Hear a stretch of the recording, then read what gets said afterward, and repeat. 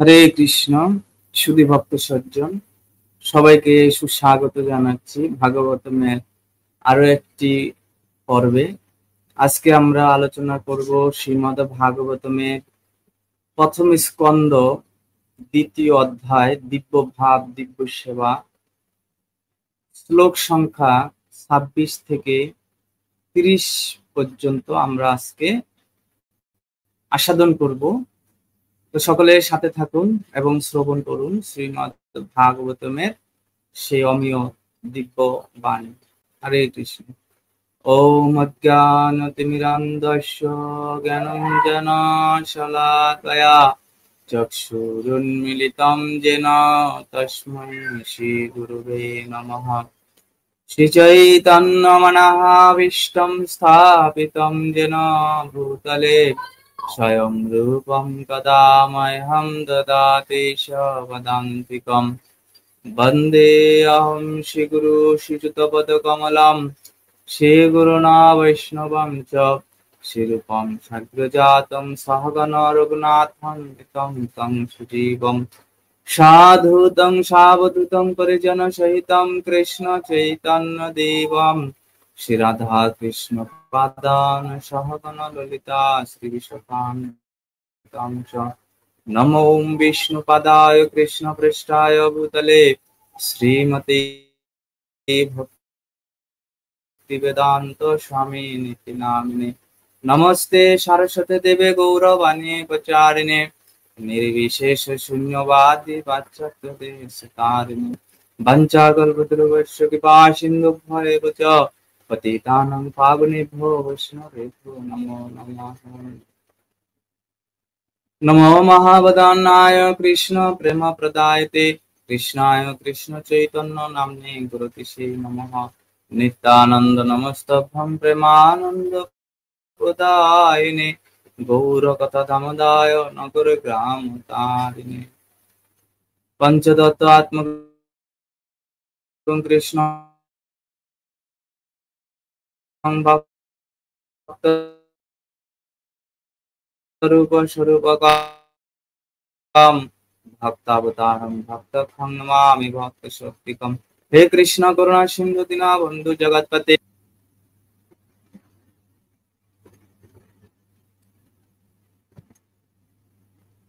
हे कृष्ण करुणा सिंधु दीनबन्धु जगत्पते गोपेश गोपिका कांत राधा कांत नमस्ते। तप्त कांचन गौरांगे राधे वृंदावनेश्वरे वृषभानुसुते देवी प्रणमामि हरिप्रिये। नीलाचल निवासाय नित्याय परमात्मने बलभद्र सुभद्राभ्यां जगन्नाथाय ते नमः। जय श्री कृष्ण चैतन्य प्रभु नित्यानंद श्री अद्वैत गदाधर शिवासादि गौरभक्तवृंद। हरे कृष्ण कृष्ण कृष्ण हरे हरे हरे राम राम राम हरे हरे। ओम नमो भगवते वासुदेवाय। ओम नमो भगवते वासुदेवाय। ओम नमो भगवते वासुदेवाय। नारायणं नमस्कृतं नरं चैव नरोत्तमं देवीं सरस्वती वैष्णवं ततो जयमुदीरये। भागवतोत्तम श्लोके भक्तिर्भवति नैष्ठिकी श्रीगुरुदीनतारिणं श्रीचैतन्य ईश्वरं हरि ओम तस्सत्। हरे कृष्ण। श्रीमद् भागवतम प्रथम स्कंद द्वितीय अध्याय श्लोक संख्या 26। मुमुक्षाव घोररूपान हिता भूतपतिनाथ नारायण कला शांता भजन्ति अनुसूयवः। मुमुक्षावः मुक्ति लाभेर आकांक्षी घोर भयंकर रूपान आकृति विशिष्ट हित्या परित्याग करे भूतपतिन देवता अतएव नारायण परमेश्वर भगवान नारायण कला अंश शांत आनंदपूर्ण भजन्ति भजना करे ही अवश्य अनसूयवः अनुसूया रहित।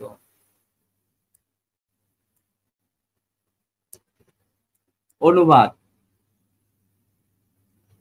যারা মুক্তি লাভের জন্য ঐকান্তিক ভাবে আগ্রহী তারা অবশ্যই অসূয়া রহিত এবং তারা সকলের প্রতি শ্রদ্ধা পরায়ণ।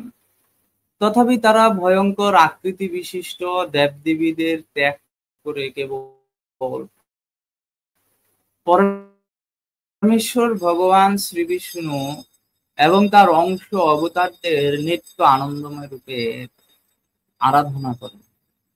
যারা মুক্তি লাভের জন্য ঐকান্তিকভাবে আগ্রহী তারা অবশ্যই অসূয়া রহিত এবং তারা সকলের প্রতি শ্রদ্ধাপরায়ণ। তথাপি তারা ভয়ঙ্কর আকৃতি বিশিষ্ট দেবদেবীদের ত্যাগ করে কেবল পরমেশ্বর ভগবান শ্রীবিষ্ণু এবং তার অংশ অবতারদের নিত্য আনন্দময় রূপে আরাধনা করেন। তাৎপর্য করেছেন আন্তর্জাতিক কৃষ্ণ ভাবনামৃত সংঘ প্রতিষ্ঠাতা আচার্য জগৎগুরু যুগাচার্য শিল প্রভুপাদ। জয় শিল প্রভুপাদ কে জয়। পরমেশ্বর ভগবান শ্রীকৃষ্ণ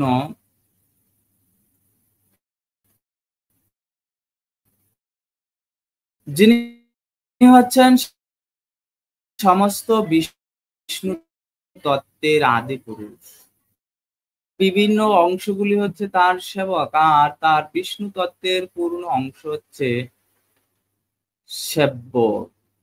সমস্ত দেবতারা যারা পরমেশ্বর ভগবানের শক্তির দ্বারা শক্তিমান তারাও তার বিভিন্নাংশ। তারা বিষ্ণু তত্ত্ব নন, সকল বিষ্ণু তত্ত্বই পরম পুরুষ ভগবানের মতো শক্তি সম্পন্ন এবং তারা বিভিন্ন স্থান এবং কালের পরিপ্রেক্ষিতে তাদের বিভিন্ন শক্তি প্রকাশ করে। কিন্তু ভগবানের বিভিন্নাংশ জীবেরা সীমিত শক্তি সম্পন্ন, তারা বিষ্ণু তত্ত্বের মতো অনন্ত শক্তি সম্পন্ন নয়। তাই কখনোই বিষ্ণু তত্ত্বদের জীবতত্ত্বদের সমপর্যায়ভুক্ত বলে মনে করা উচিত নয়। কেউ যদি তা করে তাহলে তৎক্ষণাৎ সে ভগবানের চরণে অপরাধ করে এবং পাষণ্ডী আখ্যা প্রাপ্ত হয়। কলিযুগে মূর্খ লোকেরা এই দুটি তত্ত্বকে সমান বলে প্রচার করে ভগবানের চরণে গর্হিত অপরাধ করে। জড় প্রকৃতির পরিপ্রেক্ষিতে এই সমস্ত বিভিন্ন অংশদের বিভিন্ন পদ রয়েছে এবং তার কয়েকটি হচ্ছে কাল ভৈরব, শ্মশান ভৈরব, শনি, মহাকালী, চণ্ডিকা ইত্যাদি। যে মানুষ তমগুণের গভীরতম স্তরে অধিষ্ঠিত তারাই এই সমস্ত দেবতাদের পূজা করে। ব্রহ্মা, শিব, সূর্য, গণেশ এবং এই ধরনের দেবতারা রজগুণের দ্বারা প্রভাবিত জড় ভোগেচ্ছু মানুষদের দ্বারা পূজিত হন। কিন্তু যারা সত্যগুণে অধিষ্ঠিত তারা কেবল বিষ্ণু তত্ত্বদেরই আরাধনা করে। বিষ্ণু তত্ত্বদের বিভিন্ন নাম এবং রূপ রয়েছে, যেমন নারায়ণ, দামোদর, বামন, বদক্ষজ ইত্যাদি।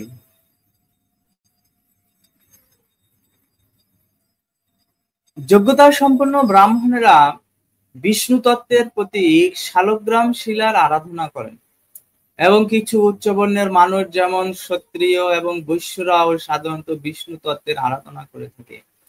সত্যগুণে অধিষ্ঠিত উন্নত মনোভাবাপন্ন ব্রাহ্মণেরা কখনো অন্যের পূজা পদ্ধতির প্রতি অসন্তোষ প্রকাশ করেন না।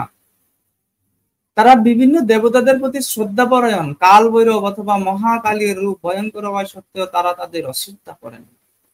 তারা খুব ভালোভাবে জানেন যে এই ভয়ঙ্কর রূপ সমন্বিত এই সমস্ত দেবতারা পরমেশ্বর ভগবানের সেবক।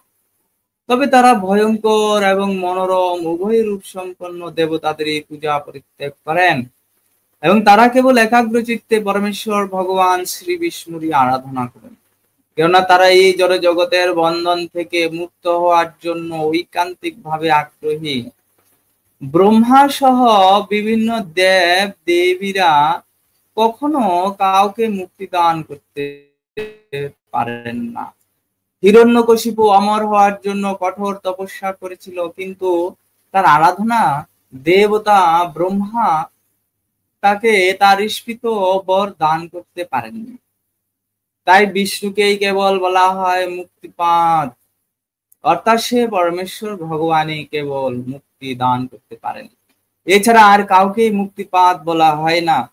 এই জগতে অন্য সমস্ত জীবের মতো স্বর্গের দেবতারাও প্রলয়ের সময় বিনাশ প্রাপ্ত হন, তারা নিজেরাই মুক্তি লাভ করতে পারেন না। সুতরাং তারা তাদের ভক্তদের কিভাবে মুক্তি দেবেন?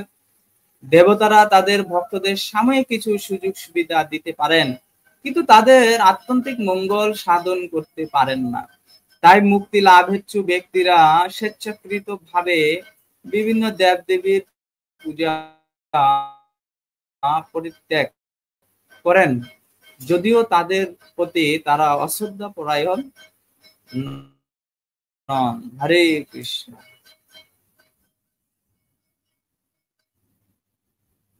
অত্যন্ত গুরুত্বপূর্ণ একটি শ্লোক আমরা আজকে অধ্যয়ন করছি। সুত গোস্বামী, যিনি 5000 বছর পূর্বে শৌনকাদি ঋষিগণ সহ সে সমবেত 60,000 ঋষি সম্মুখে তিনি এই শ্লোকটি বলছেন। এই জন্যই ভাগবতকে অমল পুরাণ ভাগবতম বলা হচ্ছে, কেননা এখানে এই ভাগবতমের মধ্যে শুধুমাত্র ভগবানেরই গুণ মহিমা করা হয়েছে এবং এখানে কোনো মল নেই। এখানে যেমন বেদে আমরা দেখতে পাই, সেখানে কর্মকাণ্ড, জ্ঞান কাণ্ড, উপাসনা কাণ্ডর কথা বলা হয়েছে এবং ওই সমস্ত কাণ্ড, জ্ঞান কাণ্ড, কর্মকাণ্ড, যে বিভিন্ন বৈদিক যাগ যজ্ঞ, বৈদিক কর্মাদিকে সে কর্মকাণ্ডের অন্তর্গত বলে ব্যাখ্যা করা হয়েছে।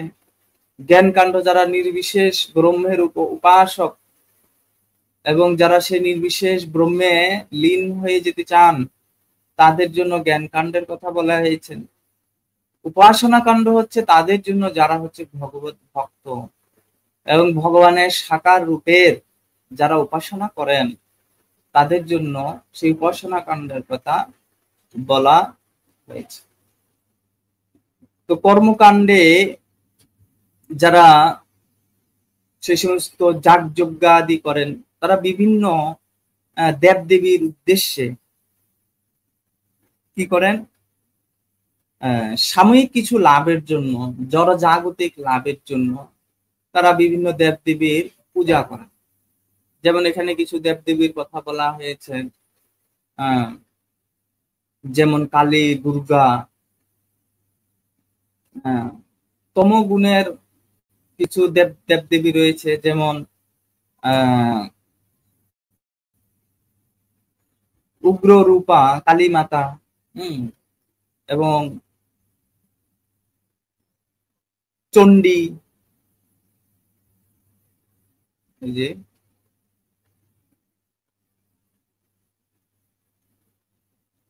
কাল ভৈরব, শ্মশান ভৈরব, শনি, মহাকালী, চণ্ডী, এ ধরনের কিছু দেবদেবীর পূজা করেন যারা হচ্ছে তমগুণের দ্বারা গভীরভাবে আচ্ছন্ন। তারা এই সমস্ত দেবদেবীদের পূজা করে এবং শাস্ত্রে বিধান দেওয়া আছে যে যারা মাংসভোজী, মাংস খেতে চায়, তাদেরকে কি করতে হবে? অমাবস্যা তিথিতে শ্মশানে গিয়ে, জঙ্গলে গিয়ে, বিশেষ করে শ্মশানের কাছে জঙ্গলে গিয়ে রাত্রিবেলায় তারা পশুকে বলি দিয়ে তারা সেই পশুর মাংস ভক্ষণ করতে পারে, কিন্তু সেটা কলিযুগে সম্পূর্ণরূপে নিষিদ্ধ করা হয়েছে। তখনকার যুগে বিশেষ করে যারা ডাকাত শ্রেণীর মানুষ ছিল, বন জঙ্গলে যারা ডাকাতি করত, মানুষের ধন সম্পদ হরণ করত, বিশেষ করে যারা মদ্য মাংসের প্রতি আসক্ত ছিল, মোট কথা যারা তমগুণের দ্বারা প্রভাবিত ছিল গভীরভাবে, তারা এই সমস্ত কার্যগুলো করত। এবং তারা এই শাস্ত্রে বিধান দেওয়া আছে যে অমাবস্যা তিথিতে লোকালয়ে নয়, জঙ্গলে গিয়ে মা ভৈরবী বা কালী ভৈরবীর সামনে, শ্মশান ভৈরবী সামনে পশু ছাগ বলি দিয়ে বা পশু বলি দিয়ে তাদের মাংস তারা ভক্ষণ করত। তো যখন তারা বলি দিত তখন ওই ছাগলের কানে একটা মন্ত্র বলতে হতো, যেই জন্মে তুমি আমাকে বলি দিচ্ছ, আমি তোমাকে বলি দিচ্ছি, পরবর্তী জন্মে তুমি আমাকে এভাবে বলি দিবে। এই জন্মে আমি তোমাকে বলি দিচ্ছি, পরবর্তী জন্মে তুমি আমাকে বলি দিবে। তো এতে কি হলো, তুমি তুমি আমি তোমাকে হত্যা করছি, তুমিও আমাকে এভাবে হত্যা করবে। নিজের জিহ্বার লালসার জন্য আমি কি করছি, আমার পরবর্তী জীবনটাকেও আমি অধঃপতিত করে ফেলছি, তাই না? এই জন্মে আমি একটা পশুকে বলি দিচ্ছি, পরবর্তী জন্মে আমি পশু হয়ে জন্মগ্রহণ করবো, ও মানুষ হয়ে জন্মগ্রহণ করবে, হ্যাঁ, ডাকাত হয়ে জন্মগ্রহণ করবে। আমি ডাকাত হয়ে এই জন্মে তাকে কি করছি, বলি দিচ্ছি, পরবর্তী জন্মে সে ডাকাত হয়ে জন্মগ্রহণ করবে এবং আমি ছাগল হয়ে জন্মগ্রহণ করব, আমাকেও এভাবে বলে দিবে। তো এটা যদি তারা উপলব্ধি করতে পারে, এটা বিশেষত করত যারা তমগুণ সম্পন্ন মানুষ। এটি কর্মকাণ্ডের মার্গে এগুলো ব্যাখ্যা করা হয়েছে। তো তারা এভাবে যখন বুঝতে পারতো একটা সময়, না এটা আমি ভুল করছি, তখন তারা কি করতো, ধীরে ধীরে উপরের স্তরে ওঠার চেষ্টা করতো। বা তারা একটা সময় একটা পর্যায়ে গিয়ে যখন তাদের দেখতেছে না এই সমস্ত করেও আমি সুখী হতে পারছি না, শান্তি পাচ্ছি না, প্রকৃতপক্ষে এই সমস্ত আরো আমাদেরকে পাপ কার্যের মধ্যে আমাদেরকে কি করে, নিমজ্জিত করে। তমগুণ মানেই হচ্ছে সেখানে পাপ রয়েছে। আপনি সেটা কোনো দেবতার উদ্দেশ্য করলেও এই হত্যার ফলেও আপনার পাপ হচ্ছে, যদিও আপনি এটা শাস্ত্রগ্রন্থে বলা হয়েছে, তথাপিও পাপ হচ্ছে এবং কর্মফল সৃষ্টি হচ্ছে। এবং তমগুণের গীতায় ভগবান বলছেন যে ঊর্ধ্বং গচ্ছন্তি সত্যস্তা মধ্যে তিষ্ঠতি রাজসা জঘন্য গুণ বৃত্তিস্তা অধগচ্ছন্তি তমসা। যারা সত্য গুণে গুণান্বিত হয়ে কি করবেন, কর্ম করবেন, তারা ঊর্ধ্ব লোকে গমন করবেন। স্বর্গ থেকে শুরু করে পিতৃলোক, স্বর্গলোক, জনলোক, তপলোক, মহরলোক, সত্যলোক যেখানে ব্রহ্মা বাস করেন, এই সমস্ত স্বর্গ আদি লোকে তারা গমন করতে পারেন যারা সত্যগুণে। আর যারা ভগবান বিষ্ণু বা বিষ্ণু তত্ত্বের পূজা করেন, সেবা করেন, ভগবানের সেবা করেন, তারা অন্তত সেই সত্যগুণে অধিষ্ঠিত হতে হবে, তাহলে তারা চিন্ময় ধামে প্রবেশ করতে পারেন। আর যারা রজগুণের দ্বারা প্রভাবিত হয়ে কর্ম করেন, তারা আবার এই জড় জগতে বিভিন্ন যোনিতে ফিরে আসতে হবে। মধ্যে তিষ্ঠতি রাজসা, যারা রজগুণের দ্বারা প্রভাবিত হয়ে এই জগতে কর্ম করেন। আর যারা জঘন্য, তমগুণটাকে গীতায় ভগবান বলছেন জঘন্য গুণ বৃত্তিস্থা। খুবই গুরুত্বপূর্ণ একটি কথা। সবচাইতে জঘন্য গুণ হচ্ছে তমগুণ।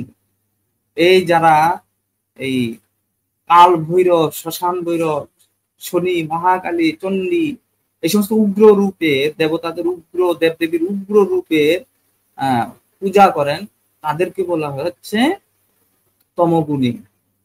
তারা এই সমস্ত দেবতার পূজা করেও তারা জঘন্য গুণবৃত্তিস্তা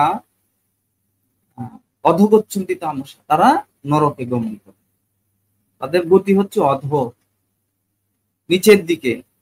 নিচে কি আছে, এটা হচ্ছে ভূলোক। উপরের দিকে ভুব, তপ, মহ, জন, সত্যলোক। আর নিচের দিকে কি আছে, অতল, বিতল, সুতল, তলাতল, মহাতল, রসাতল, পাতাল। তারপর রয়েছে দক্ষিণে নরক।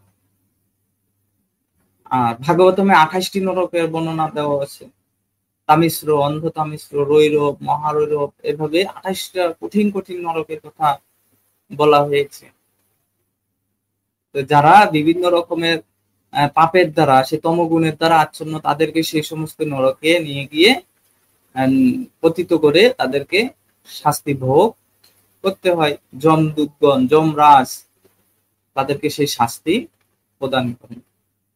এখানে সুত গোস্বামী সেই কথা বলছেন যে যারা মুক্তি লাভের জন্য ঐকান্তিক ভাবে আগ্রহী তারা অবশ্যই অসুয়ারোহিত। অসুয়ারোহিত মানে হিংসা রহিত।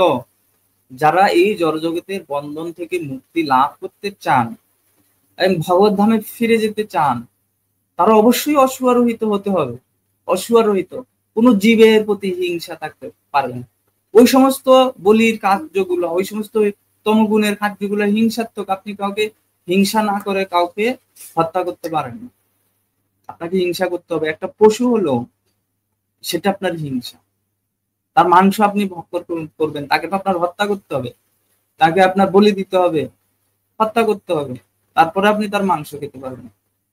এখন তো কলিযুগের প্রভাবে মানুষ তার নিজের পেটের বাচ্চা স্যুপ বানিয়ে খাচ্ছে। ওই হিংসা করতে করতে করতে করতে মানুষ এমন পর্যায়ে পৌঁছে গেছে, মানুষ মানুষের মাংস খাচ্ছে। এরকম অনেক প্রজাতি রয়েছে, পৃথিবীতে আছে, তাই না? আফ্রিকাতে এরকম রয়েছে, অনেক দেশে এরকম রয়েছে। আর আপনি বিদেশের বড় বড় যে সমস্ত রেস্টুরেন্ট গুলো যান, সেখানে যে স্যুপ খাচ্ছে, সেখানে মায়েদের গর্ভের যে ভ্রূণ আছে, ভ্রূণ, সে ভ্রূণ দিয়ে স্যুপ তৈরি করে মানুষ খাচ্ছে। মানুষের মাংস মানুষ খাচ্ছে, সেই ভ্রূণের তৈরি করা স্যুপ মানুষ টেস্ট সহকারে খাচ্ছে। তো মানুষ কোথায় চলে গেছে? এগুলোর কারণ কি? হিংসা, জীব হত্যা। তো যতদিন পর্যন্ত আমরা সেই জীব হত্যা থেকে মুক্ত হতে না পারবো, ততদিন পর্যন্ত আমরা কখনোই অসহারহিত মানে হিংসারহিত হতে পারবো না। আর আমাদের পৃথিবীতে বর্তমানে তো এক বিশেষ ধর্মের লোক রয়েছে, হ্যাঁ, তারা তো প্রতি বছর লক্ষ লক্ষ জীব হত্যা করে আহার করছে, এবং তারা সেই হিংসাটা প্রকাশও করছে। অন্যান্য ধর্মকে আক্রমণ করছে, সারা পৃথিবীতে বোমাবাজি করছে, হত্যা করছে মানুষ। এটা নাকি তাদের ধর্মের বাণী, মেরে ফেলো, কেটে ফেলো, শুধু আমরাই থাকবো। তাহলে সেই দর্শনের সাথে এই ভাগবতের দর্শন, এই সনাতন ধর্মের দর্শন, আকাশে পাতালে তফাৎ রয়েছে। সেগুলো আমাদেরকে বুঝতে হবে, উপলব্ধি করতে হবে। আর এই ভাগবত ধর্ম কোন নির্দিষ্ট কোন ধর্মের ব্যক্তিদের জন্য, এটি এটি এমন না যে শুধুমাত্র হিন্দুদের জন্য, না।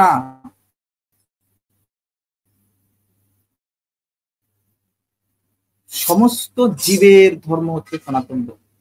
জীব বলতে এখানে কি বোঝানো হয়েছে? শুধু মানুষ, শুধু হিন্দু না, সমস্ত জীব। 84 লক্ষ জীবজনী রয়েছে, 84 লক্ষ জীবজনী রয়েছে। সেখানে কি রয়েছে? মনুষ্য 4 লক্ষ প্রজাতি রয়েছে। শুধুমাত্র সবচাইতে কম প্রজাতির জীব হচ্ছে মানুষ, 4 লক্ষ। 20 লক্ষ প্রজাতির বৃক্ষ রয়েছে, তাদের জীবন আছে। ওই সমস্ত বৃক্ষের মধ্যে আত্মা রয়েছে 20 লক্ষ প্রজাতির। 30 লক্ষ পশু পাখি রয়েছে, 9 লক্ষ কীটপতঙ্গ রয়েছে, 9 লক্ষ।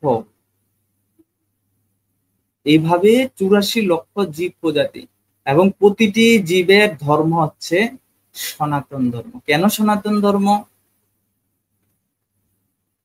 কেন সনাতন? কেন প্রতিটি জীবের ধর্ম হচ্ছে আত্মার ধর্ম। এই দেহের সাথে ধর্মের কোনো সম্পর্ক নেই। ধর্মের সম্পর্ক হচ্ছে আত্মার সাথে। আত্মাটা কি হচ্ছে? বিভিন্ন এই যোনিতে পরিভ্রমণ করছে কর্মফল অনুযায়ী। এই দেহ দিয়ে আমরা কর্ম করছি, তার ফল অনুযায়ী সে বিভিন্ন দেহ প্রাপ্ত হচ্ছে।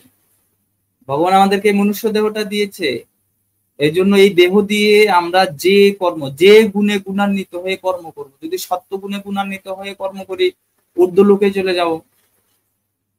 যদি রজগুণে গুণান্বিত হয়ে কর্ম করি, এই জগতে বারবার ফিরে আসব।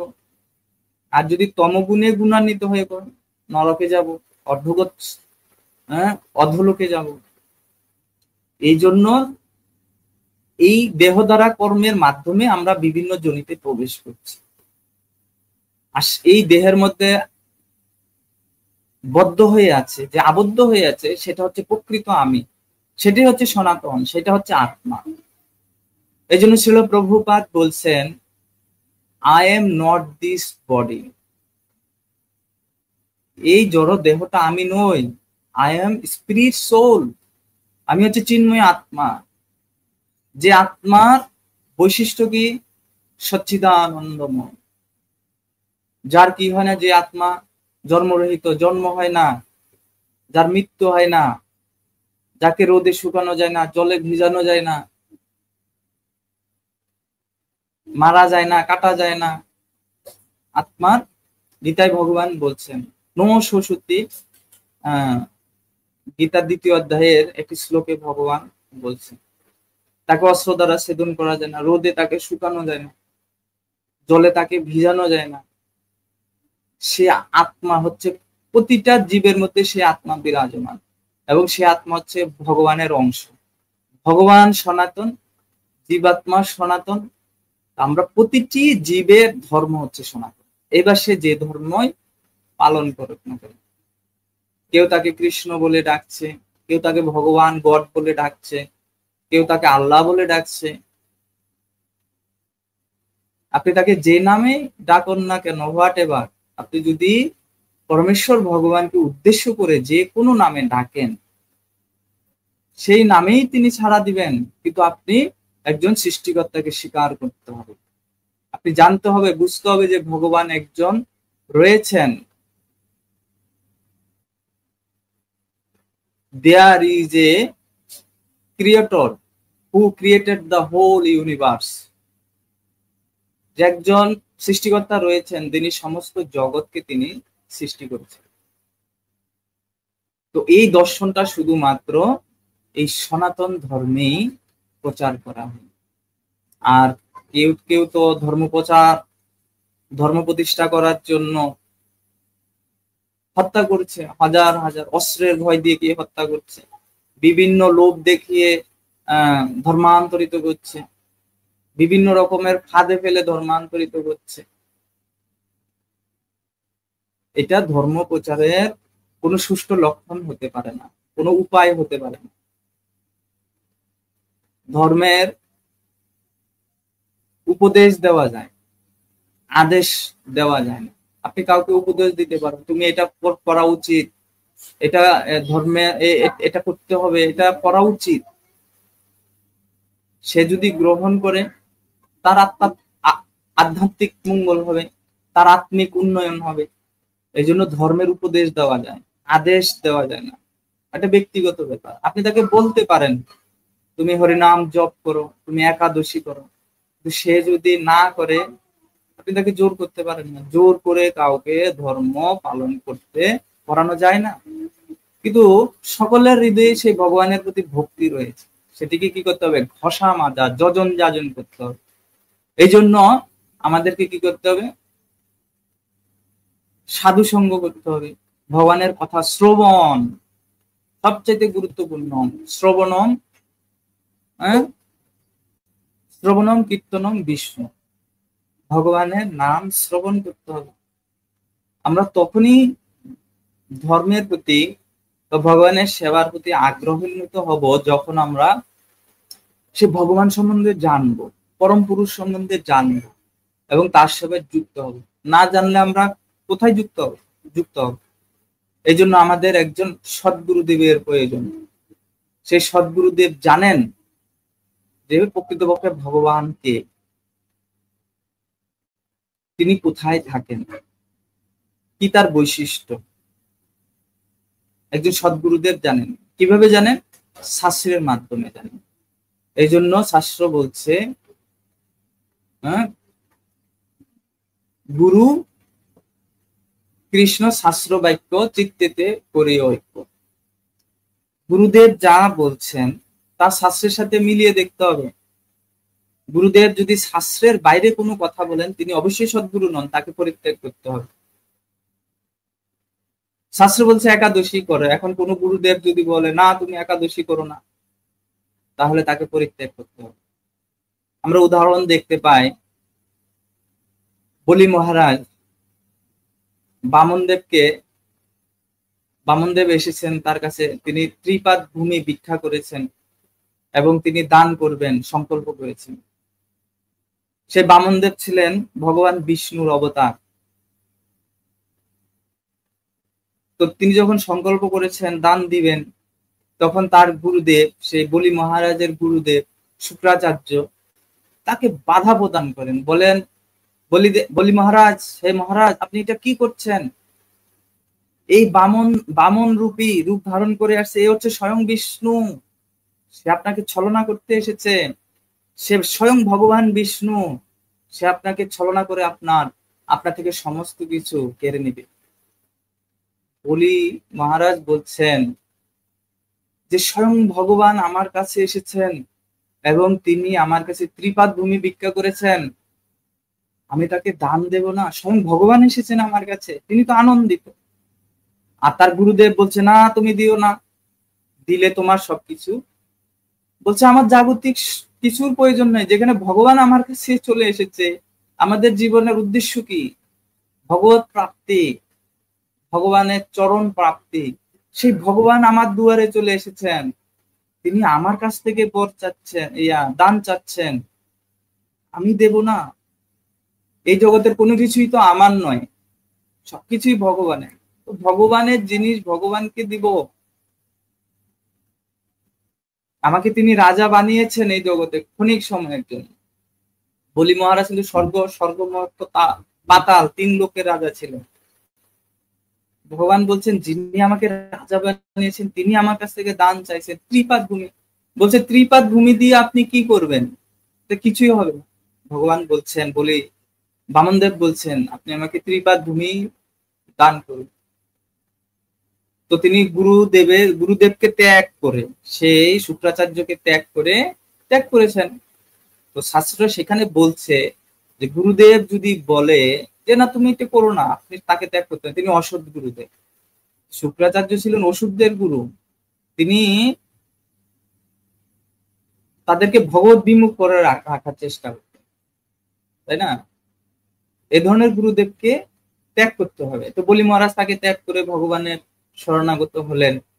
আমি বলছি না, নেন আপনি ত্রিপাদ ভূমি নেন। তখন ভগবান এক পাদ দিয়ে স্বর্গলোক আদি সমস্ত লোককে তিনি দখল করে নিলেন, আরেক পা দিয়ে তিনি সমস্ত পাতাল লোককে দখল করে নিলেন।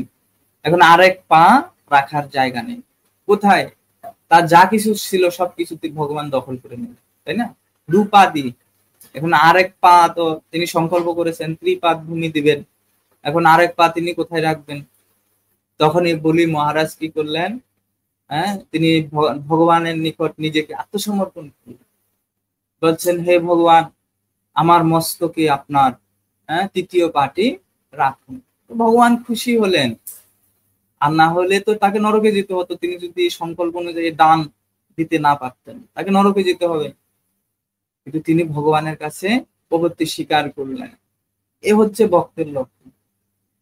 আসলে আমাদের এই জগতে আমরা যত টাকা পয়সা, ধন সম্পদ, যত ক্ষমতার মালিক হই না কেন, প্রকৃতপক্ষে ভগবান তা এক নিমেষে ধ্বংস করে দিতে পারে। বলি মহারাজ এরকম কি করলেন? বামনদেবের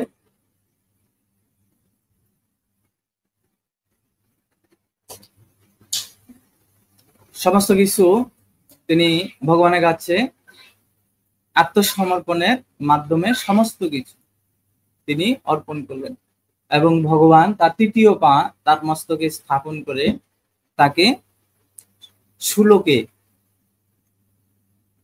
পাতালে নিয়ে গেলেন।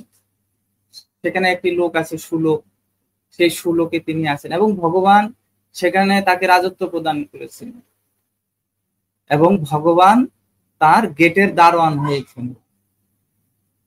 এই হচ্ছে ভক্ত এবং ভগবানের লীলা। তো এইভাবে দেখুন, অসুয়া রহিত আমাদেরকে হতে হবে, হিংসা রহিত, সে জীব হত্যা থেকে আমাদের মুক্ত হতে হবে। তাহলে আমরা হিংসা রহিত হতে পারবো এবং সকলের প্রতি শ্রদ্ধা পরায়ণ। তথাপি তারা ভয়ঙ্কর আকৃতি বিশিষ্ট দেব দেবীদের ত্যাগ করে কেবল পরমেশ্বর ভগবান শ্রী বিষ্ণু এবং তার অংশ অবতারদের নিত্য আনন্দময় রূপের আরাধনা করেন। এখানে তো সুত গোস্বামী সরাসরি বলছেন যে ওই সমস্ত দেবতা যারা ভয়ঙ্কর আকৃতি বিশিষ্ট দেব দেবীদের ত্যাগ করে কেবল পরমেশ্বর ভগবান শ্রী বিষ্ণু এবং তার যে সমস্ত অবতার রয়েছে, ভগবান বিষ্ণু এবং বিষ্ণু তত্ত্ব, ওই সমস্ত অবতারদের নিত্য আনন্দময় রূপের আরাধনা করতে হবে। এই জগতে কেউ আছেন, ভগবানের বিষ্ণুর অনেক অসংখ্য অবতার রয়েছে। এতে চাংসকলা পুংস কৃষ্ণস্তু ভগবান স্বয়ং, কৃষ্ণ হচ্ছেন স্বয়ং ভগবান এবং তার বিভিন্ন অংশ অবতার। এতে চ অংশ কলা, তার অংশ আছে, কলা আছে। এতে চ অংশ কলা কৃষ্ণস্তু ভগবান স্বয়ং, কৃষ্ণ হচ্ছেন স্বয়ং ভগবান। যারা কৃষ্ণ ভক্ত হতে পারেন তারা হচ্ছে সবচেয়ে ভাগ্যবান। তথাপি তার অংশ কলা রূপ রয়েছে, যেমন দশাবতার, মৎস্য, কুর্ম, বরাহ, মীন, নৃসিংহ, বামন। এই যে বামন দেব যেমন বলি মহারাজ দের সাথে তিনি লীলা বিলাস করেছে। মৎস্য অবতার রয়েছে, বরাহ অবতার রয়েছে, কুর্ম অবতার রয়েছে, নৃসিংহ অবতার রয়েছে, যিনি প্রহ্লাদ মহারাজকে রক্ষা করেছিলেন তার পিতার অত্যাচার থেকে। এগুলো হচ্ছে অংশ অবতার, এগুলো বিষ্ণু তত্ত্ব। হ্যাঁ, এই সমস্ত অবতারের রূপে চিন্ময় আনন্দময় রূপের আরাধনা করার কথা সুত গোস্বামী এই শ্লোকে বলছেন। তাহলে বলছে ওই সমস্ত দেব দেবীদেরকে ত্যাগ করার কথা এখানে সরাসরি বলছে। তো আমাদের মধ্যে অনেক সম্প্রদায় রয়েছে, বৈষ্ণব সম্প্রদায়ের মধ্যে অনেকেই দেবদেবীর পূজা করেন। এখানে দেবদেবীকে অসম্মান অশ্রদ্ধা করার কথা বলা হয়নি, কিন্তু দেবদেবীরা আমাদেরকে মুক্তি প্রদান করতে পারে না, এই জড়জগতের বন্ধন থেকে মুক্ত করে ভগবত ধামে নিয়ে যেতে পারে না, তারা সেটি দিতে পারে না। বলছে মুক্তি কেবলমাত্র মুকুন্দ দিতে পারে। মুকুন্দ মানে হচ্ছে কৃষ্ণ, কৃষ্ণই একমাত্র আমাদেরকে মুক্তি দিতে পারেন, দেবদেবীরা আমাদেরকে মুক্তি দিতে পারেন না। তাই বলছে দেবদেবীদের পূজা ত্যাগ করে কেবল পরমেশ্বর ভগবান শ্রী বিষ্ণু বা কৃষ্ণ অথবা তার অংশ অবতারদের নিত্য আনন্দময় রূপের আরাধনা আমাদের করতে হবে। কিন্তু যাদের জাগতিক বাসনা রয়েছে তারা অবশ্যই দেবদেবীর পূজা করতে পারে। এবং বৈষ্ণবরা যারা ভগবানের সেবক তারা কখনো তাদেরকে বাধা প্রদান করতে পারে না, করে না, তারা কাউকে ডিস্টার্বও করে না। এমন না যে তারা তাদেরকে হয়তো বা প্রচারের হিসাবে বুঝাতে পারে, কিন্তু তারা যদি করে সমাজে তারা গিয়ে বাধা প্রদান করছে না, ওরা ওদেরটা করছে। কিন্তু বলছে এটা তো অনুমোদন আছে শাস্ত্রে করার, কিন্তু যাদের জাগতিক বাসনা রয়েছে, ধর্ম অর্থ কাম মোক্ষ, ধর্ম করলে কি হয়, ধর্ম অর্থ আসে, টাকা পয়সা আসে, ধন সম্পদ আসে। ধর্ম অর্থ আসলে সে কামনা বাসনা চরিতার্থ করতে ভোগ বিলাসিতা করতে পারে। আর ভোগ বিলাসিতা করতে করতে যখন তার বিতৃষ্ণা চলে আসে, না এই সমস্ত ভোগ বিলাসিতা কাউকে সুখী করতে পারে না। যত ভোগ তত রোগ, এই জগৎ হচ্ছে এমন। একজন মানুষ, আমি সেদিন একটা প্রতিবেদন করছিলাম, একজন মানুষ তার জীবনে যত টাকা পয়সা ধন সম্পদ সে উপার্জন করে তার 70% সে অব্যবহৃত থাকে। 70%, 30% সে ব্যবহার করতে পারে, আর 70% আপনি নিজেই চিন্তা করুন। আপনার আলমারিতে আপনার হয়তো 20টা 25টা 30টা শাড়ি আছে, আপনি সারা জীবনে ওই শাড়িগুলোর মধ্যে কয়টা শাড়ি আপনি পরবেন, কয়টা প্যান্ট, কয়টা জামা, কয়টা বস্ত্র আপনি ব্যবহার করবেন? কিন্তু আপনি আলমারি ভরে রেখেছেন ওই সমস্ত শাড়ি, বস্ত্র দিয়ে, তাই না? একজন মানুষের কোটি কোটি টাকা ব্যাংকে রয়েছে, কত টাকা তিনি ভোগ করতে পারবেন? তাই ওই সমস্ত সম্পদ কারা খায়? আপনি তো খাচ্ছেন না, আপনি তো ভোগ করতে পারছেন না, ভোগ করছে আত্মীয় স্বজন, অন্যের। আপনার উপার্জিত সম্পদ ভোগ করছে অন্যে, আপনাকে জন্ম দিয়েছে অন্যে, মৃত্যুর পরে শ্মশানে নিয়ে যাবে অন্যে, আপনি নিজেও যেতে পারবেন না, মরে গেছেন, আপনাকে 4 জন কাঁধে করে নিয়ে যেতে হবে। সবকিছুই আপনি অন্যের উপরে নির্ভরশীল। কিন্তু আপনি যে এত সম্পদ করে যাচ্ছেন সেটাও অন্যরাই ভোগ করে। তো এই সমস্ত সম্পদের জন্য নিজের মূল্যবান সময়ে এই মনুষ্য জন্মটাকে ব্যয় করা, শাস্ত্র বলছে সে হচ্ছে কৃপণ, মূর্খ। কেননা সেই মনুষ্য জন্মটাকে সে ব্যবহার করতে পারলো না, তাকে মূর্খ বলা হয়েছে। কামস্তৈ তৈরিত জ্ঞানা প্রপদ্যন্তে অন্য দেবতা। কৃষ্ণ বলছেন যাদের জ্ঞান কামনা বাসনা ঋত জ্ঞানা, ঋত মানে কি অপহরণ, ঋত মানে কি কেড়ে নিয়েছে। কামস্তৈত ঋত জ্ঞানা প্রপদ্যন্তে অন্য, যাদের জ্ঞান বুদ্ধি কামনা বাসনা ঋত করে নিয়েছেন, কামনা বাসনা যাদের জ্ঞান বুদ্ধি হরণ করে নিয়েছেন। কামস্তৈত ঋত জ্ঞানা প্রপদ্যন্তে অন্য দেবতা, তারা কি করেন? অন্য দেবদেবীর শরণাগত হয়। প্রপদ্যন্তে অন্য দেবতা, কামস্তৈত ঋত জ্ঞানা প্রপদ্যন্তে অন্য দেবতা তং তং নিয়মাস্তায় প্রকৃতা নিয়তশয়া। তং তং সেই নিয়মের প্রতি আমি তাদেরকে কি করি? দৃঢ়তা প্রদান করি, আমি তাদেরকে ভক্তি প্রদান করি। আপনি যদি দেবদেবীর ভজনাও করেন, সেই দেবদেবীর প্রতি যে শ্রদ্ধা আপনি দিবেন সেটাও ভগবানই দেন। আবার আরেকটা শ্লোকে ভগবান বলছেন, কেউ যদি দেবদেবীর মাধ্যমে আমার পূজা করে, দেবদেবীকে পূজা করে, তারা আমারই পূজা করে, কিন্তু বিধিটা হচ্ছে অবৈধ। বিধিটা কি? অবৈধ। কেউ তো সরাসরি কৃষ্ণের পূজা করতে পারে, কিন্তু আপনি দেবদেবীর মাধ্যমে পূজা করাটা হচ্ছে অবৈধ, অবিধি পূর্বকম। কৃষ্ণ বলছেন গীতায়, অবিধি পূর্বকম, সেটি অবৈধ। যেমন দেশের সরকার এবং মন্ত্রীরা, আপনি যখন একজন মন্ত্রীর কাছে যাবেন, তো মন্ত্রীর কাছে একটা দাবি নিয়ে গেলেন, সে মন্ত্রী সেই দাবিটা আপনার পূরণ করবে কখন? সেটা প্রধানমন্ত্রীর কাছে নিয়ে যাবে। প্রধানমন্ত্রী করে দেখবে, দেখার পরে তিনি যদি এটাকে ভালো মনে করেন, লাভদায়ক মনে করেন, আপনার জন্য ভালো মনে করেন, সমাজের জন্য ভালো মনে করেন, তখন তিনি সেখানে সিগনেচার করে দিবেন, অনুমোদন করে দিবেন। মন্ত্রী আপনাকে সরাসরি দিতে পারবে না, সে প্রধানমন্ত্রীর কাছে নিয়ে যাবে। দেবদেবী আপনাকে সরাসরি কোনো বর দিতে পারেন না, তিনি আপনাকে যে বর দিবেন সেটা ভগবানের থেকে অনুমতি নিয়েই দিতে হয়। আর আমরা এই জগতে দেখেছি অনেক দেবদেবী, যেমন শিব, ব্রহ্মা হিরণ্যকশিপুকে বর দিয়েছিলেন যে ঠিক আছে, তোমার ঘরে বাইরে মৃত্যু হবে না, কোনো মনুষ্য দেবতা তোমাকে মারতে পারবে না, দিনে রাইতে তোমার মৃত্যু হবে না, কোনো অস্ত্র শস্ত্র দ্বারা তোমার মৃত্যু হবে না। আর এই বর পেয়ে তো অসুর হিরণ্যকশিপু নিজেকে ভগবান বলে ঘোষণা করলেন, বিষ্ণু মন্দির বন্ধ করে দিলেন, বিষ্ণু ভক্তদের হত্যা করতে লাগলেন এবং বললেন আমি ভগবান, আমার মন্দির তৈরি করে পূজা করো।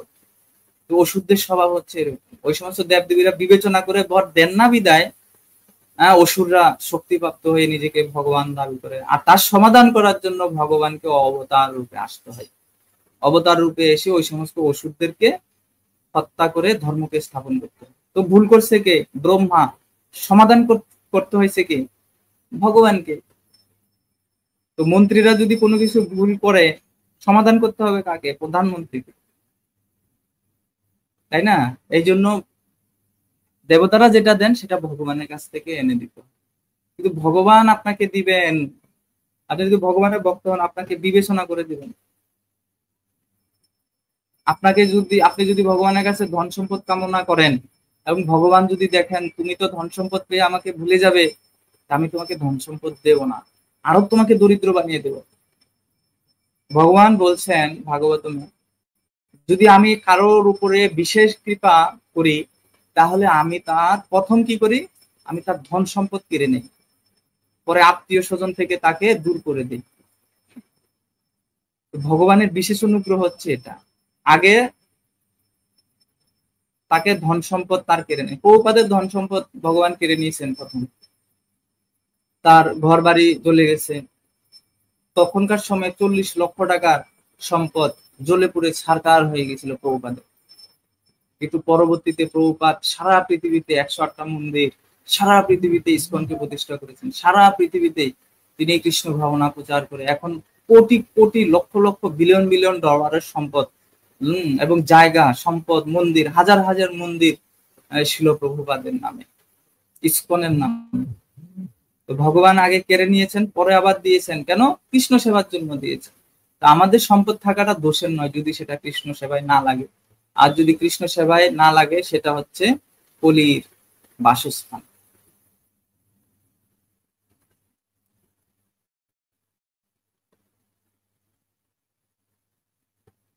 শ্লোক 27। রজস্তমঃ প্রকৃতয়ঃ সমশিলা ভজন্তি বৈ পিতৃভূত প্রজেশাদিন শ্রীঐশ্বর্য প্রজেশব।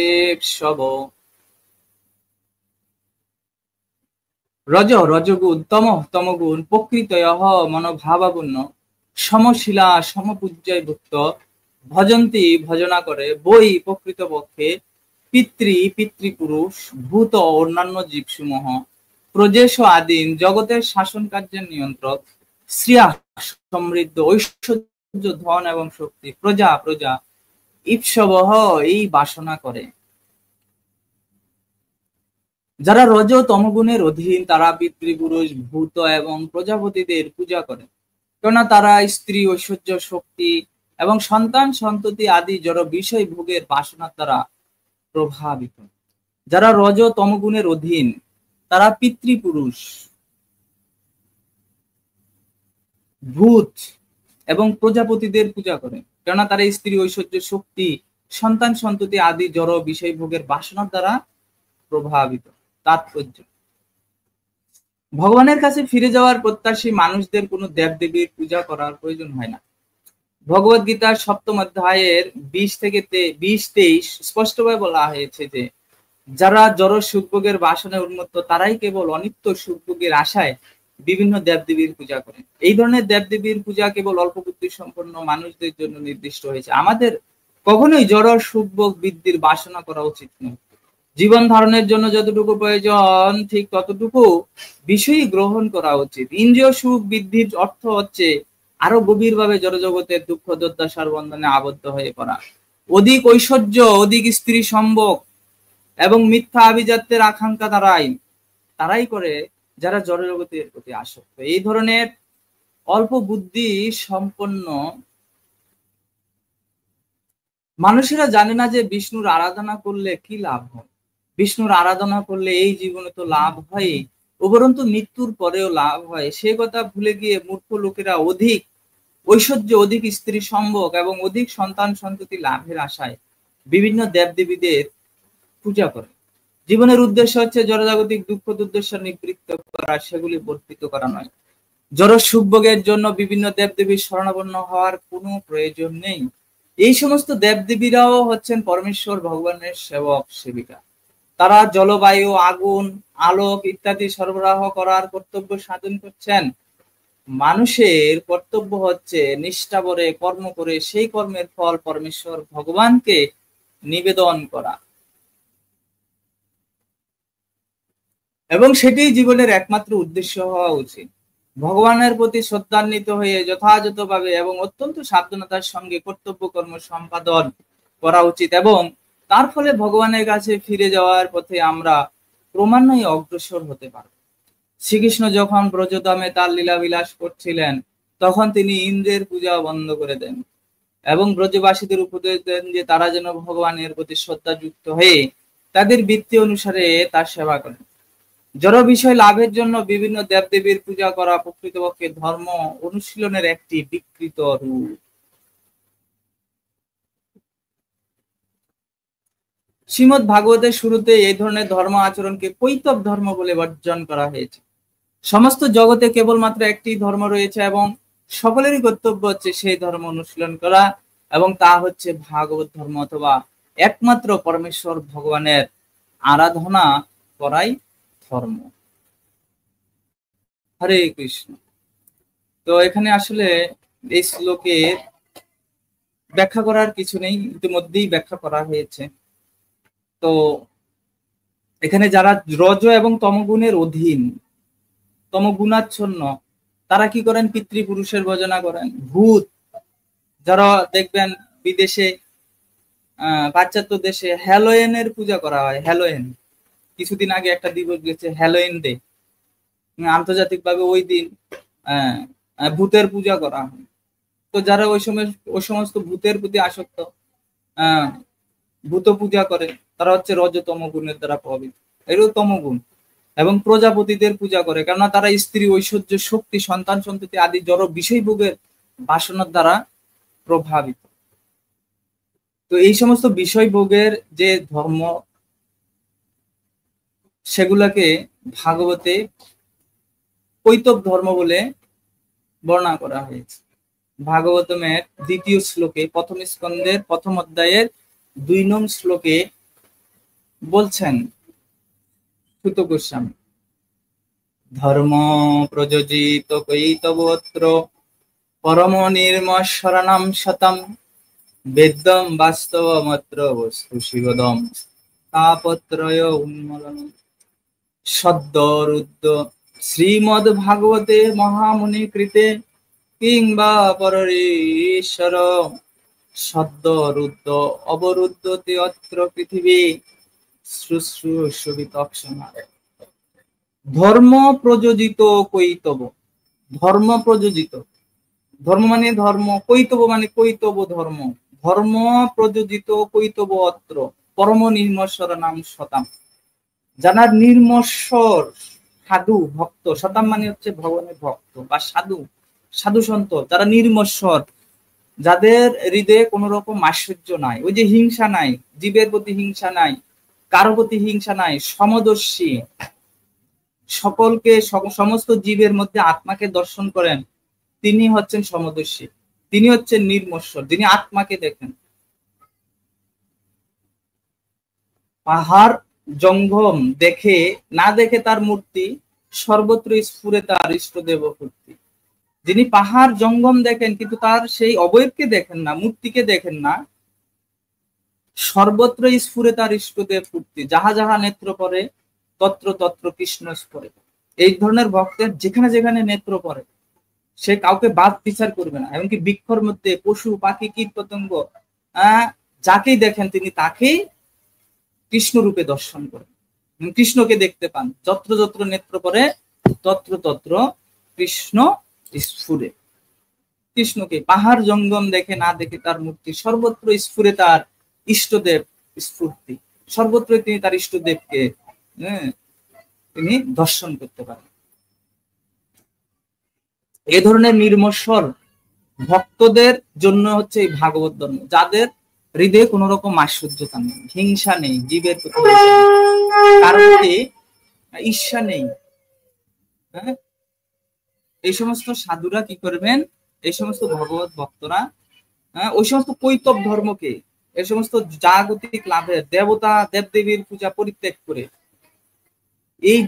এই জড়জগতের সুখভোগের নিমিত্ত যে সমস্ত ধর্মীয় বিধান রয়েছে ওগুলোকে ত্যাগ করে তারা কেবলমাত্র সেই ভগবান পূজা করেন। ধর্ম প্রযোজিত কৈতব, সেই সমস্ত কৈতব ধর্ম,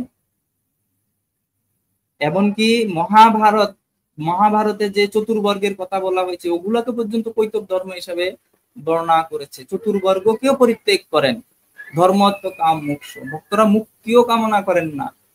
মুক্তি তো ভক্তের কাছে হাত জোর করে দাঁড়িয়ে থাকেন যে আপনার সেবা করতে পারি। এ হচ্ছে ভগবত ভক্ত। ভগবত ভক্তের একমাত্র বাসনা তিনি ভগবানের অপাকৃত সেবায় নিয়োজিত থাকবেন। এখন তিনি যেখানে থাকেন না, ভক্ত নরকেও থাকতে পারেন, নরকে থাকলেও তিনি ভগবানের সেবার বাসনাই করবেন। ভগবানের সেবা আপনি যখন করবেন, ভগবানের সেবা এত আনন্দময়, এত আনন্দময়, আপনি যেখানেই থাকেন না কেন আপনি আনন্দেই থাকবেন। এবার ভক্ত যদি নরকেও থাকে, যেখানেই থাকে, হোয়াট এভার, কোথায় তিনি থাকবেন, নরকেও থাকতে পারেন, সেখানেও তিনি সে আনন্দময় ভগবানের সেবায় করবেন। এই জন্য ভগবত ভক্তরা ওই চতুর্বর্গকে বর্জন করেন, ত্যাগ করেন। আর কর্মকাণ্ড জ্ঞান কাণ্ড সকলেই বিষের ভাণ্ড। চৈতন্য চরিতামৃতে বলা হয়েছে কর্মকাণ্ড জ্ঞান কাণ্ড সকলেই বিষের ভাণ্ড।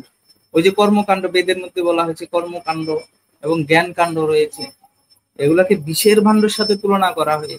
অমৃত বলিয়া যে বা খায়, ওই বিষের ভাণ্ডকে যারা অমৃত মনে করে আস্বাদন করে খায়, নানা জুড়ি ভ্রমণ করে কদর্য ভক্ষণ করে, তারও জন্ম অধপাতে যায়।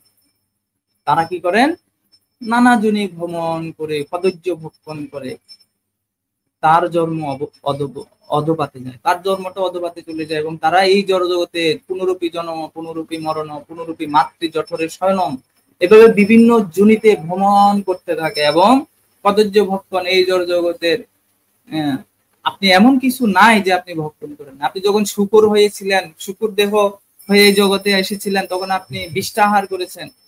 আপনি যখন পোকামাকড় হয়ে আসছেন, বিভিন্ন পোকামাকড় আছে, গোবরের পোকা আছে, বাথরুমের পোকা আছে, কদর্য ভক্ষণ করছেন। আর এই মনুষ্য জন্মে তো আপনি পশুর মাংস হত্যা করে পশুর মাংস আহার করছেন। জিহ্বার লালসা ইতি উতি দায়, শিষ্ণ উদর পরায়ণ কৃষ্ণ নাহি পায়। যিনি জিহ্বার লালসা এদিক সেদিক ভক্ষণ করতে চলে যায়, যেখানে সেখানে যা খুশি তা খেতে চলে যায়, এই ধরনের শিষ্ণ উদর পরায়ণ, হ্যাঁ, যে শুধু পেটের চিন্তা করে এবং যোনির চিন্তা করে, কিভাবে স্ত্রী সম্ভোগ করবে সেই ভোগ বাসনার কথা চিন্তা করে, শিষ্ণ উদর পুরায়ণ সে কৃষ্ণকে কখনো লাভ করতে পারে না। আমরা এগুলো উপলব্ধি করতে হবে। একমাত্র ভাগবত আমাদেরকে সেই একেবারে কি ময়লা মুক্ত অমল পুরাণ, মানে কি যেখানে কোনো মল নেই, সেই মল মুক্ত জিনিস, একেবারে শুদ্ধ ভগবত ভক্তিটা আমাদেরকে ভাগবতের মাধ্যমে আমাদেরকে প্রদান করেছে। এই জন্য আমরা যুগে যারা এই কলিযুগে যারা জন্মগ্রহণ করেছি মনুষ্য রূপে, তারা অত্যন্ত ভাগ্যবান, অত্যন্ত ভাগ্যবান যে আমরা ভাগবত পেয়েছি, আমরা কৃষ্ণকে পেয়েছি, আমরা চৈতন্য মহাপ্রভু পেয়েছি। আর আমরা যারা ইস্কনে আছি তারা আরো ভাগ্যবান, কারণ আমরা ছিল প্রভুপাদকে পেয়েছি, আমরা জয় পতাকা স্বামী গুরু মহারাজকে পেয়েছি, আমরা ভক্তিচারু স্বামী গুরু মহারাজকে পেয়েছি, আমরা শুভক স্বামী গুরু মহারাজকে পেয়েছি। এইভাবে তার সুযোগ্য সন্তানদেরকে আমরা পেয়েছি। সেই সুযোগটা আমাদের গ্রহণ করা উচিত। হরে কৃষ্ণ। শ্লোক 28-29। বাসুদেব পরা বেদা, বাসুদেব পরামখা, বাসুদেব পরা যোগা, বাসুদেব পরা ক্রিয়া, বাসুদেব পরম জ্ঞানম, বাসুদেব পরম তপঃ, বাসুদেব পরধর্ম, বাসুদেব পরাগতিঃ। বাসুদেব পরমেশ্বর ভগবান, পরাঃ পরম উদ্দেশ্য বেদাঃ বৈদিক শাস্ত্র। বাসুদেব পরমেশ্বর ভগবান, পরাঃ পূজার জন্য, মখা বেদ বিহিত। বাসুদেব পরমেশ্বর ভগবান, পরাঃ প্রাপ্তির উপায়, যোগা যোগ সাধন। বাসুদেব পরমেশ্বর ভগবান, পরাঃ তার নিয়ন্ত্রণাধীন ক্রিয়া সকাম কর্ম। বাসুদেব পরমেশ্বর ভগবান, পরম পরম জ্ঞানম জ্ঞান। বাসুদেব পরমেশ্বর ভগবান, পরম শ্রেষ্ঠ তপঃ বাসুদেব পরমেশ্বর ভগবান, পরঃ উচ্চতর গুণ ধর্ম ধর্ম। বাসুদেব পরমেশ্বর ভগবান, পরাঃ অন্তিম গতিঃ, জীবনের উদ্দেশ্য। অনুবাদ: বৈদিক শাস্ত্রে জ্ঞানের পরম উদ্দেশ্য হচ্ছেন পরমেশ্বর ভগবান শ্রীকৃষ্ণ। যজ্ঞ সম্পাদনের উদ্দেশ্য হচ্ছে ভগবানের প্রীতিবিধান, এবং যোগের উদ্দেশ্য হচ্ছে তাকে জানা। সমস্ত সকাম কর্মের চরম ফল তিনি দান করেন। পরম জ্ঞান এবং সমস্ত তপশ্চর্যার উদ্দেশ্য হচ্ছে তাকে জানা, এবং তার প্রতি প্রেমই সেবায় যুক্ত হওয়াই হচ্ছে ধর্মের উদ্দেশ্য। তিনি হচ্ছেন জীবনের পরম উদ্দেশ্য। তাৎপর্য: পরমেশ্বর ভগবান শ্রীকৃষ্ণ যে আরাধনার একমাত্র বিষয়, সেই কথা এই দুটি শ্লোকে প্রতিপন্ন হয়েছে। বৈদিক শাস্ত্রের উদ্দেশ্যই হচ্ছে তাই তার সঙ্গে সম্পর্ক যুক্ত হওয়া এবং চরমে তার প্রতি প্রেমময়ী সেবাপরায়ণ হওয়া। এটি হচ্ছে সমস্ত বেদের মূল তত্ত্ব। ভগবত গীতাতেও সেই সত্যকে প্রতিপন্ন করে ভগবান বলেছেন সমস্ত বেদের একমাত্র উদ্দেশ্য হচ্ছে তাকে জানা। সমস্ত শাস্ত্র তিনি রচনা করেছেন, তার অবতার ছিল বেদদেবের মাধ্যমে, যাতে জড় জগতের বন্ধনে আবদ্ধ অধপতিত জীবেরা তাকে পরমেশ্বর ভগবান শ্রীকৃষ্ণকে জানতে পারে। কোন দেবতাই জড়জগতের বন্ধন থেকে জীবকে মুক্তি দান করতে পারেন না, সে কথা সমস্ত বৈদিক শাস্ত্রে ঘোষিত হয়েছে। ভগবত তত্ত্ব সম্বন্ধে সম্পূর্ণরূপে অজ্ঞ নির্বিশেষবাদীরা ভগবানের সর্বশক্তিমত্তাকে খর্ব করে তাকে জীবেদের সমপর্যায়ভুক্ত করে এবং সেই জন্য বহু সাধ্য সাধনা করেও নির্বিশেষবাদীরা জড়জগতের বন্ধন থেকে মুক্ত হতে পারে না। বহু বহু জন্মের পর পারমার্থিক জ্ঞান লাভ করে তারা পরমেশ্বর ভগবানের শরণাগত হতে পারে। এখানে কেউ তর্ক করে বলতে পারে যে বৈদিক কার্যকলাপ যজ্ঞ অনুষ্ঠানের ভিত্তিতে প্রতিষ্ঠিত, সে কথা সত্যি, কিন্তু এই সমস্ত যজ্ঞের উদ্দেশ্য হচ্ছে বাসুদেবকে তত্ত্বত জানা। বাসুদেবের আরেক নাম হচ্ছে যজ্ঞ এবং ভগবত গীতায় স্পষ্টভাবে বলা হয়েছে যে সমস্ত যজ্ঞ এবং সমস্ত কর্মসমূহ পরমেশ্বর ভগবান শ্রী বিষ্ণুর সন্তুষ্টি বিধানের জন্য সাধিত হওয়া উচিত। যোগের উদ্দেশ্য তাই। যোগ কথাটির অর্থ হচ্ছে পরমেশ্বর ভগবানের সংস্পর্শে আসা। এই প্রক্রিয়ার অবশ্য আসন, প্রাণায়াম, ধ্যান, ধারণা ইত্যাদি কতগুলি অঙ্গ রয়েছে এবং সে সবেরই উদ্দেশ্য হচ্ছে বাসুদেবের প্রকাশ পরমাত্মায় চিত্তকে একাগ্র করা। পরমাত্মা উপলব্ধি হচ্ছে আংশিকভাবে বাসুদেব উপলব্ধি, এবং যখন কেউ সেই প্রচেষ্টায় সিদ্ধি লাভ করেন তখন তিনি পূর্ণরূপে বাসুদেবকে জানতে পারেন। কিন্তু দুর্ভাগ্যবশত অধিকাংশ যোগীরাই যোগ অনুশীলনের মাধ্যমে কতকগুলি যোগ সিদ্ধি লাভ করে সেই সিদ্ধির বন্ধনে আবদ্ধ হয়ে পড়ে। এই ধরনের ভ্রষ্ট যোগীরা জীবনের পরবর্তী জীবনে সূচি সম্পন্ন ব্রাহ্মণ অথবা শ্রী সম্পন্ন বণিকের গৃহে জন্মগ্রহণ করে বাসুদেব উপলব্ধির অপূর্ণ কার্য পূর্ণ করার সুযোগ পায়।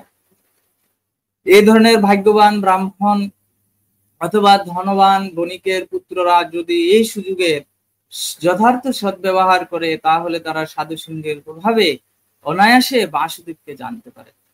কিন্তু দুর্ভাগ্যবশত এই ধরনের ভাগ্যবান মানুষেরা আবারও জড় ঐশ্বর্য এবং যশের বন্ধনে আবদ্ধ হয়ে পড়ে এবং তাদের জীবনের যথার্থ উদ্দেশ্য বিস্মৃত হয়।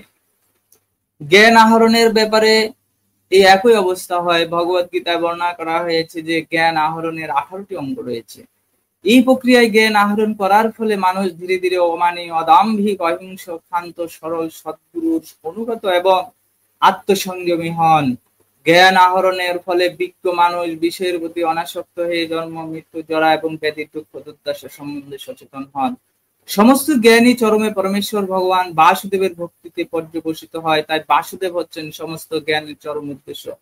যে জ্ঞান মানুষকে পারমার্থিক স্তরে উন্নীত করে বাসুদেবের দর্শন লাভ করায় তাই হচ্ছে যথার্থ জ্ঞান। জড়জাগতিক জ্ঞানের বিভিন্ন শাখাকে ভগবদ্গীতায় জ্ঞান বলে বর্জন করা হয়েছে। জড়জাগতিক জ্ঞানের চরম লক্ষ্য হচ্ছে ইন্দ্রিয় সুখ, যার অর্থ হচ্ছে জড় অস্তিত্ব বৃদ্ধি এবং অর্থাৎ কৃতাব দুঃখ বৃদ্ধি। তাই দুঃখ দুর্দশাগ্রস্ত জড়জাগতিক অস্তিত্ব বৃদ্ধি হচ্ছে অজ্ঞান, কিন্তু সেই জ্ঞান যখন পারমার্থিক জ্ঞানের পথে অগ্রসর হতে সাহায্য করে তখন দুঃখ দুর্দশামুক্ত জীবনের সমাপ্তি হয় এবং বাসুদেব স্তরে পারমার্থিক জীবনের শুরু হয়। সব রকমের তপস্যারও একই উদ্দেশ্য। তপস্যা কথাটির অর্থ হচ্ছে কোনো মহৎ উদ্দেশ্য সাধনের জন্য স্বেচ্ছাকৃত ভাবে কঠোর তপস্যা, দৈহিক কষ্ট স্বীকার করা। রাবণ এবং হিরণ্যকশিপু জড় বিষয় ভোগের উদ্দেশ্যে কঠোর তপস্যা করেছিল। আধুনিক যুগের রাজনীতিবিদদেরও মাঝে মাঝে কোনো রাজনৈতিক উদ্দেশ্য সাধনের জন্য কঠোর তপস্যা করতে দেখা যায়, কিন্তু এগুলি যথার্থ তপস্যা নয়। তপস্যা কেবল বাসুদেবকে জানার উদ্দেশ্যেই সাধন করা উচিত। বাসুদেবকে জানার জন্য যখন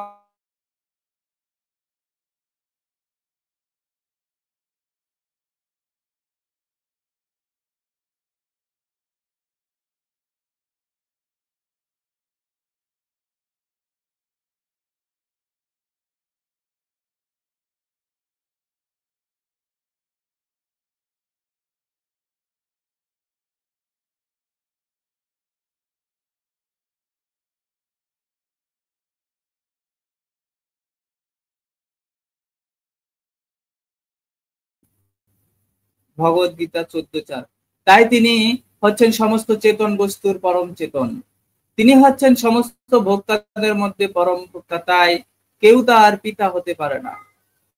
যেভাবে মূর্খ লোকেরা অনেক সময় মনে করে থাকে বসুদেব এবং দেবকীর কঠোর তপস্যায় সন্তুষ্ট হয়ে শ্রীকৃষ্ণ তাদের সন্তান রূপে আবির্ভূত হতে সম্মত হন, তাই যদি তপস্যা করতে হয় তবে তা যেন অবশ্যই জ্ঞানের পরম লক্ষ্য বাসুদেবকে জানবার জন্য সাধিত হয়। বাসুদেব হচ্ছেন পরমেশ্বর ভগবান শ্রীকৃষ্ণ, সেই কথা পূর্বেই বিশ্লেষণ করা হয়েছে। পরমেশ্বর ভগবান নিজেকে অনন্ত রূপে বিস্তার করেন তার এই বিভিন্ন প্রকাশ সম্ভব বিভিন্ন শক্তির দ্বারা।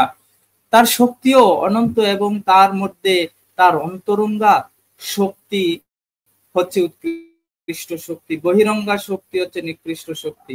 ভগবদ গীতার এই দুই শ্রেণীর শক্তিকে ভগবানের পরা এবং অপরা প্রকৃতি বলে বর্ণনা করা হয়েছে। তাই তার অন্তরঙ্গা শক্তির প্রভাবে তার যে বিভিন্ন প্রকাশ হয় সেই রূপগুলি হচ্ছে উৎকৃষ্ট এবং তার বহিরঙ্গা শক্তির প্রভাবে তার যে প্রকাশ হয় তা হচ্ছে নিকৃষ্ট। জীবতার প্রকাশ, যে সমস্ত জীব তার অন্তরঙ্গার প্রকৃতিতে প্রকাশিত তারা নিত্যমুক্ত জীব, আর যারা তার বহিরঙ্গা প্রকৃতিতে অবস্থিত তারা নিত্যবদ্ধ জীব। তাই সমস্ত জ্ঞানের প্রয়াস, তপচর্চা, দান এবং কর্মের উদ্দেশ্য হচ্ছে এই বহিরঙ্গা প্রকৃতির প্রভাব থেকে মুক্ত হওয়া। এখন আমরা সকলে ভগবানের বহিরঙ্গা শক্তির দ্বারা পরিচালিত হচ্ছি এবং এই প্রভাব থেকে মুক্ত হতে হলে আমাদের চিন্ময় প্রকৃতিতে অধিষ্ঠিত হওয়ার চেষ্টা করতে হবে। ভগবদ গীতায় বলা হয়েছে যে মহাত্মা হচ্ছেন তারা যাদের মনোবৃত্তি অত্যন্ত প্রশস্ত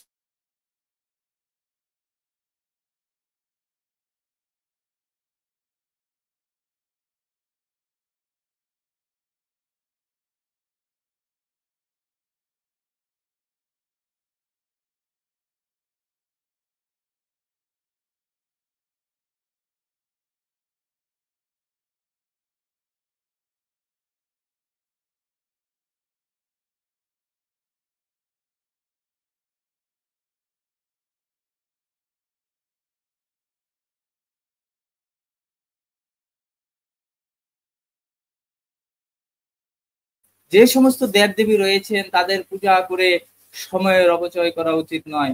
অসংখ্য শক্তিশালী দেবদেবী রয়েছেন যারা ভগবানের বহিরঙ্গ প্রকৃতি এই জড়জগতের পরিচালনার তত্ত্বাবধান করেন। তারা সকলেই পরমেশ্বর ভগবান বাসুদেবের সহকারী, এমনকি শিব এবং ব্রহ্মাও এই সমস্ত দেবতাদের পর্যায়ভুক্ত। কিন্তু শ্রী বিষ্ণু এবং অথবা বাসুদেব সর্বদাই পরাপ্রকৃতিতে অধিষ্ঠিত। তিনি যদিও এই জড়জগতের সত্য গুণকে স্বীকার করেন তবু তিনি জড়া প্রকৃতির সমস্ত গুণের অতীত। সেই তত্ত্ব আরো স্পষ্টভাবে বোঝানোর জন্য একটি দৃষ্টান্ত দেওয়া যায়। কারাগারে কয়েদি রয়েছে এবং কারাগারের পরিচালকেরা রয়েছে। কারাগারের কয়েদি এবং পরিচালক উভয়ই রাজার আইনের দ্বারা পরিচালিত হয়, কিন্তু রাজা যদি কখনো কারাগারে আসেনও তবু তিনি কারাগারের আইনের দ্বারা বদ্ধ হন না। তাই সর্ব অবস্থাতেই রাজা কারাগারের নিয়ম কানুনের অতীত। ঠিক তেমনি পরমেশ্বর ভগবানও এই জড়জগতের সমস্ত নিয়ম কানুনের অতীত। শ্লোক 30।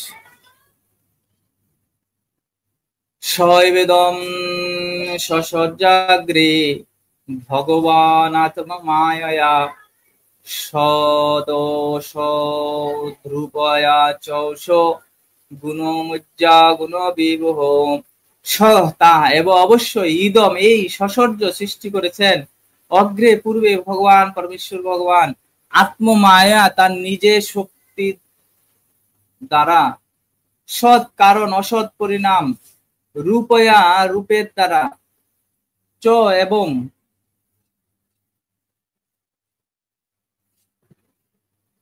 অস সেই ভগবান গুণময় জড় জগতের গুণ গুণাতীত, অগুণ গুণাতীত, বিভু পরম। অনুবাদ: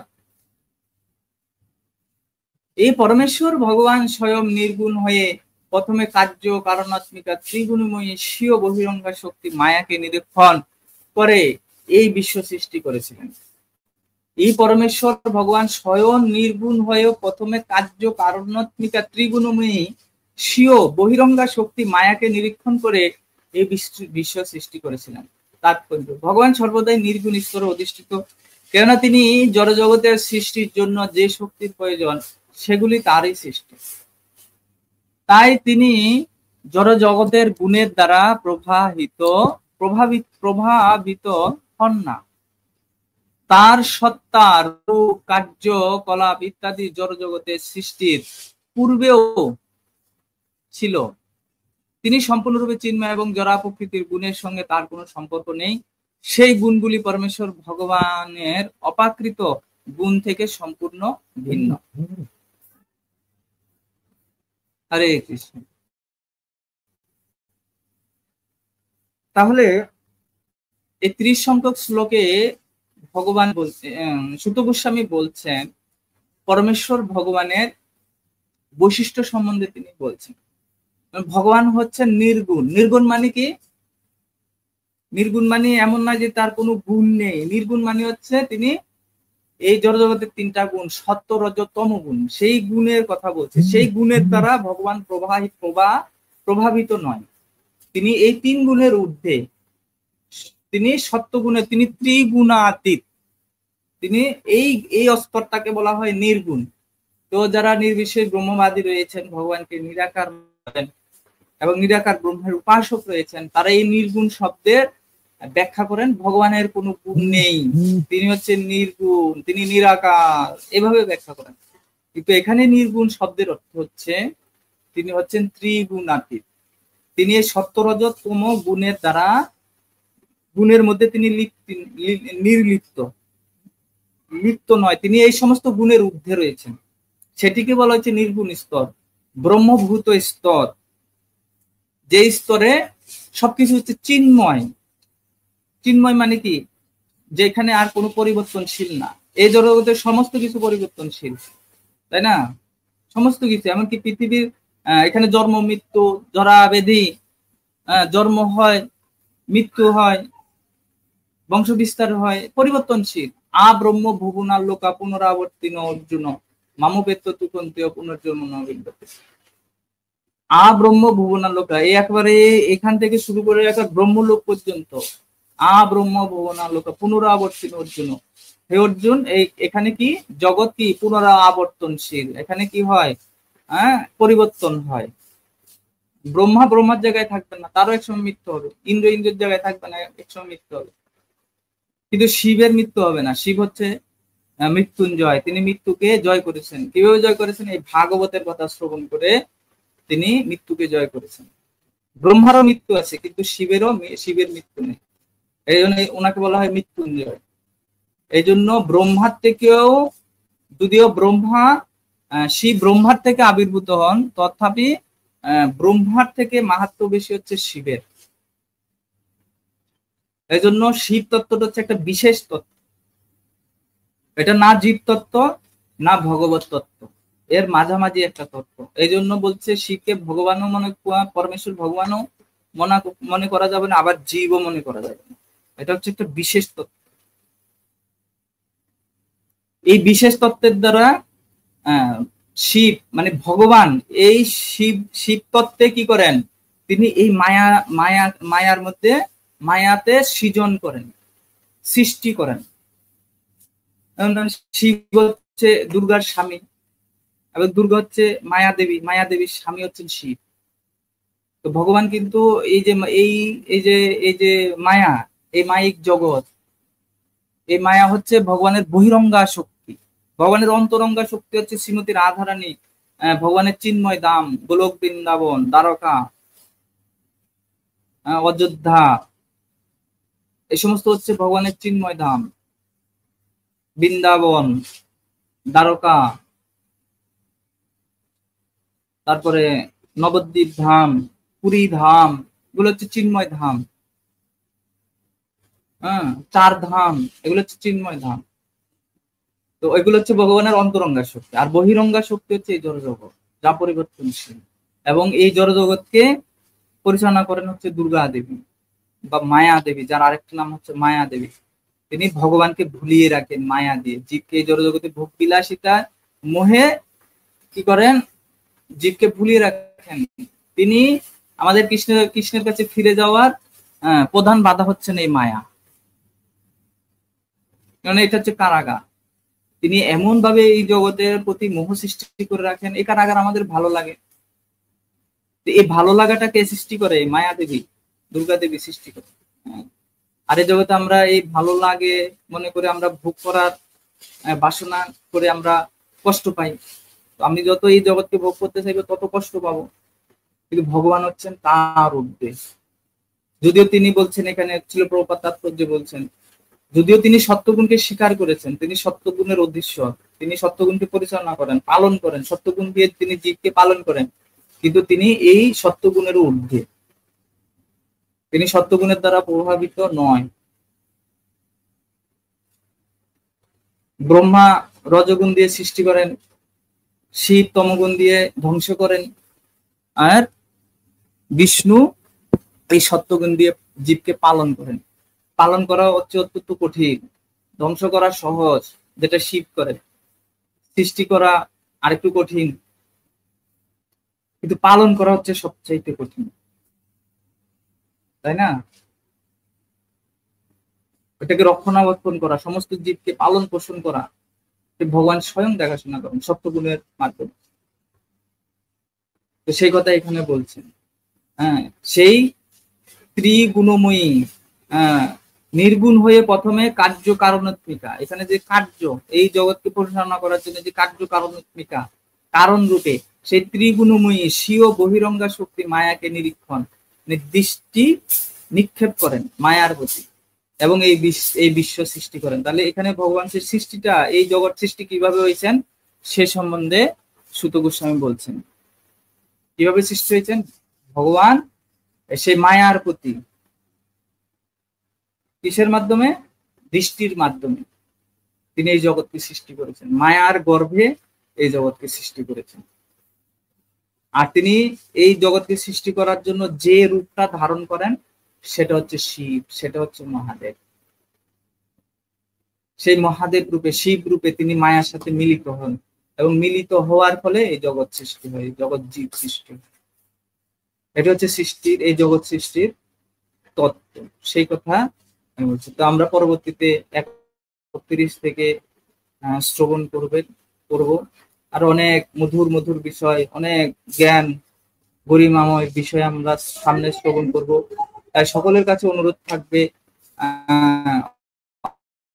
অনেক কষ্ট করে এই অনেক কষ্টের বিনিময়ে এই ভাগবতম পাঠ একেবারে শ্লোক বাই শ্লোক, অধ্যায় বাই অধ্যায়, স্কন্দ বাই স্কন্দ আমরা পাঠ করে যাচ্ছি। আপনারা যদি শ্রবণ না করেন তাহলে এই পরিশ্রম বৃথা। যদি আপনারা শ্রবণ না করেন, এই জ্ঞান গ্রহণ না করেন বা না শুনেন, তাহলে এই কষ্ট আমাদের, এই প্রচেষ্টাই আমাদের বৃথা বলে পর্যবসিত আমরা মনে করব। আপনারা শ্রবণ করুন, উপলব্ধি করুন, এবং নিজের জীবনে একটু একটু করে প্রয়োগ করে আপনার এই মনুষ্য জন্মটাকে সার্থক করুন, ডেভেলপ করুন, আত্মশুদ্ধির দিকে নিজেকে নিয়ে যাওয়ার চেষ্টা করুন।